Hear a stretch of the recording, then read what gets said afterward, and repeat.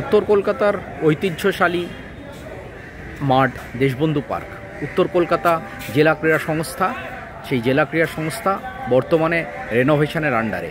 সৌজন্য যতটুকু জানতে পেরেছি সিএবি এবং সিএবির অতি সত্বর শুরু হতে যাওয়া মহিলা ক্রিকেট। দেখা যাক আমাদের সেই পুরনো দিনের ঐতিহ্য উত্তর কলকাতার দেশবন্ধু পার্ক।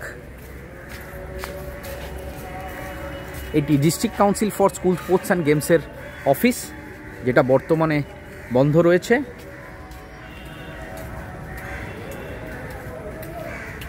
মানুষ যেরকম স্বতঃস্ফূর্তভাবে এখানে মর্নিং ওয়াক করেন, ঠিক একই রকমভাবে ইভিনিং ওয়াকও করেন।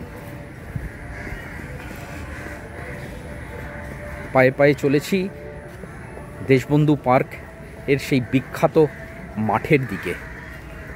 দেখুন খুব সুন্দর করে এখানে এই মাঠের পরিচর্যা, মাঠটাকে সাজানো হয়েছে। হ্যাঁ, মাঠে বিভিন্ন রকম সবুজায়ন প্রকল্প। ঠিক তারই সাথে এই মাঠটা, যে মাঠটা একটা অতীত দিনের ঐতিহ্য, সেই ঐতিহ্য যেটা আমি আপনাদের বারবার বলেছি, সেই ঐতিহ্যে দেখুন এই যে মাঠটায় আস্তে আস্তে প্রবেশের জায়গায় ঠিক দেখুন এই মাঠটাকে এইভাবে, এই মাঠটা কিন্তু একসময় উত্তর কলকাতা তথা কলকাতা বাংলা ফুটবলের একটা পীঠস্থান ছিল। সেই মাঠটি বর্তমানে সিএবির আন্ডারে।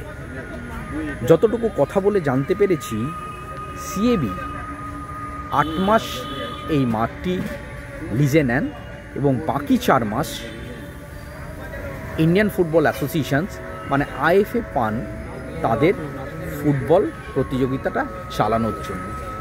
এবার দেখুন এই যে 8টি মাস যদি আপনি ক্যালেন্ডারকে ভাগ করেন, তাহলে যে 4 মাস পরে থাকে সে সময়ও কিন্তু এখানে বিভিন্ন রকমের ক্রীড়া চলে, স্কুল ক্রীড়া চলে, বাকি কিছু জিনিসপত্র চলে।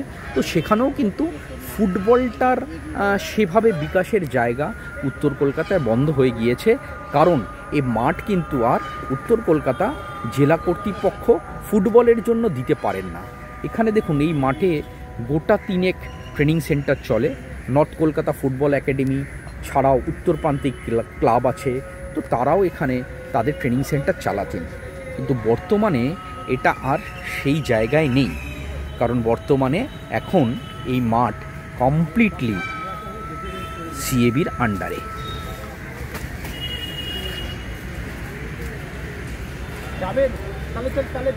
ঠিক এভাবেই সারা পশ্চিমবঙ্গ থেকে ফুটবলের যে জায়গাগুলো, যে পীঠস্থানগুলো, যে মন্দিরগুলো, যে ট্রেনিং সেন্টারগুলো, তারা কিন্তু আর ট্রেনিংয়ের জায়গা পেয়ে ওঠেন না, কারণ ফুটবল অনেকটাই পিছিয়ে পড়েছে